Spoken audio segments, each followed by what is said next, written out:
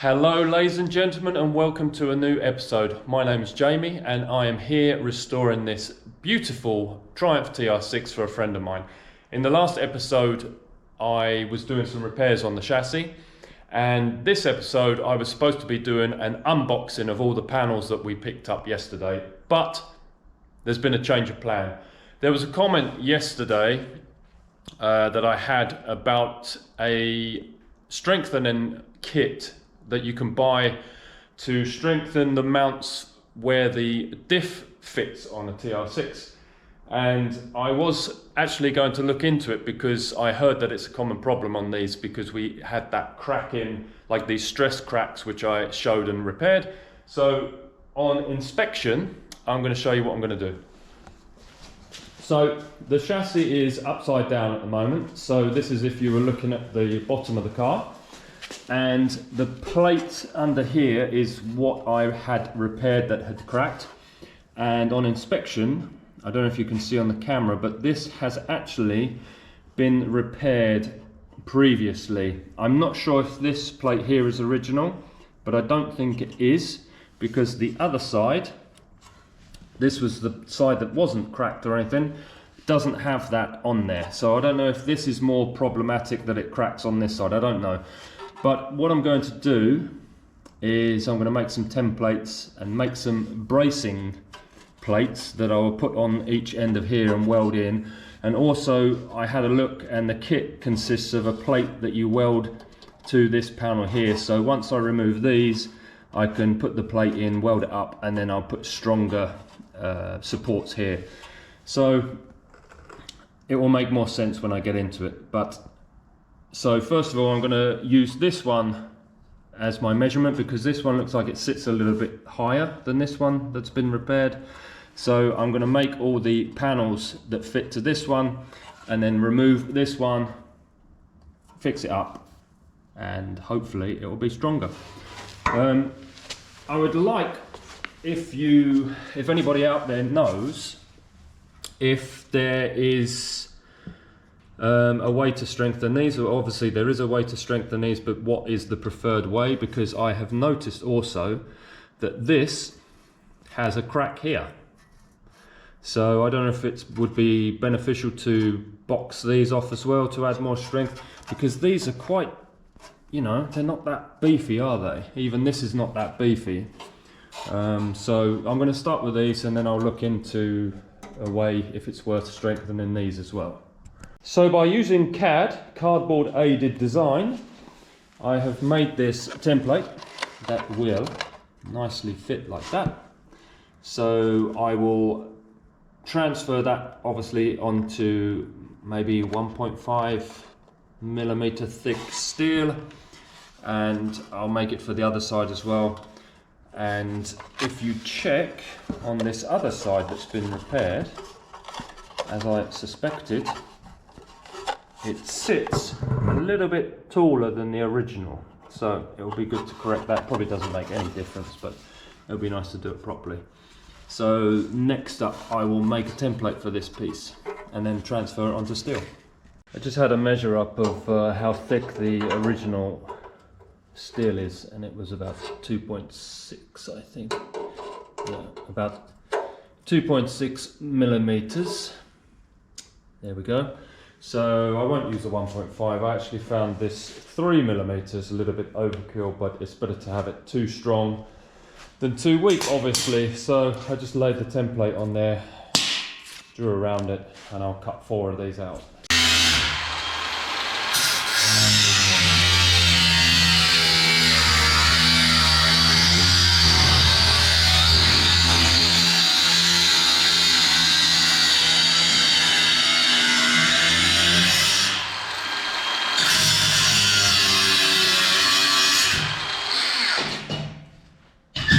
With the 4 of those cut, that will fit in there like that. Okay, so now I have these cut out, and I have cut the strip which is going to go over the top. I just come over to the folder. This is an awesome folder. It's a magnetic folder. So basically what you do is you put your work in there up to where you want it. You push start, and this clamps, using magnetic force, like that. And then you basically pull on these levers and make your bends. And then just to release it, you just press stop.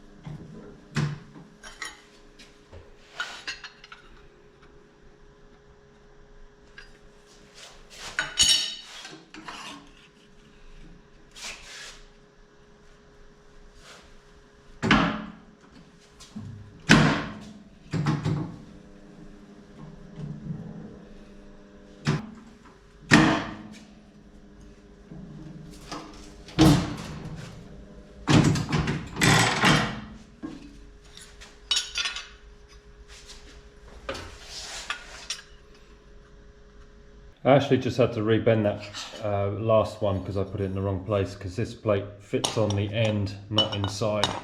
So as you can see, I just need to trim a little bit off there, and it's looking pretty good. Right then, with the bit trimmed down, you can see that this is absolutely exactly at the same level as the original. I made these legs go all the way down to the base so I can get nice weld in there, and then obviously this piece will fit in like that. So the next thing I'm going to do is actually I'm going to cut this one off because I can use this one as a reference still.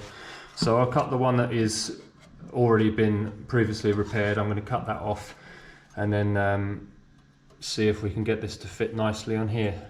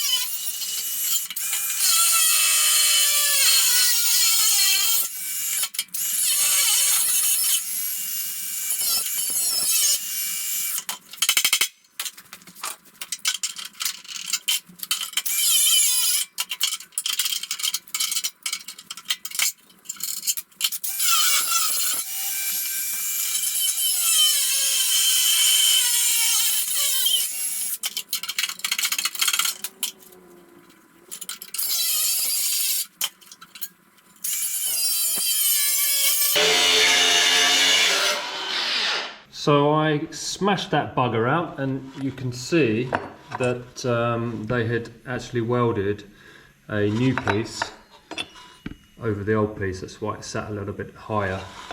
So I just need to grind all this old shit off. And obviously this brazing, for some reason they brazed it, didn't weld it. I often like to use a wood chisel to remove things like this. The weld is basically been ground off pretty much all the way, but these are really good for knocking the rest of it through because they're sharp and they obviously cut through the metal.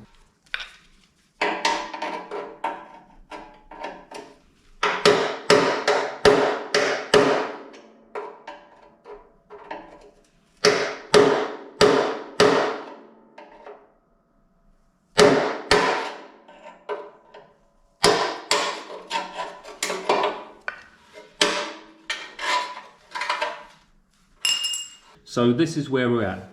These are the side, nothing's obviously welded in yet, but I have made a plate that's going to sit underneath here and weld it against here to make this a lot stronger. And then obviously this goes over the top, and then everything will be welded together like so. And then I've got to do the other side.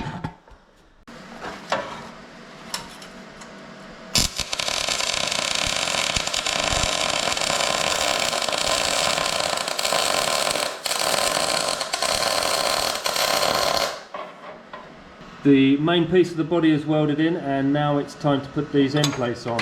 I actually had to trim a little bit off of these 3 sides to allow for the welds, of course. And I also chamfered the edge of this to create a gap for the weld to fill when I weld along the top there, as you can see. And there we have it. One side is complete. I think it's turned out pretty good. And I just need to do the same for the other side. And then I need to figure out a way to reinforce these other 2 mounts, because basically the diff is mounted with these 4 points here.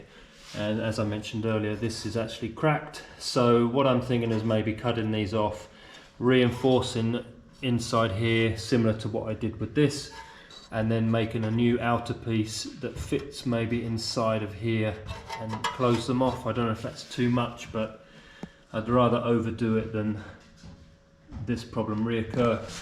I mean, Oliver has talked about adding a bit more power to the original car as well, something like 180 to 200 horsepower. I think the original was something like 150, so no, not over the top, but a bit more power.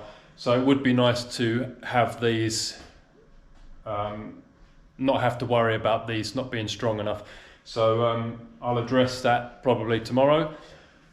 And I'll end the video there. So again, thanks for watching. Hope this has been helpful. Thank you to the guy who left the comment saying that there is kit available, because it's because of you that I've actually done this reinforcement. So thanks for that. Please like and subscribe. More stuff coming, and I'll see you next time. Thanks a lot. Bye.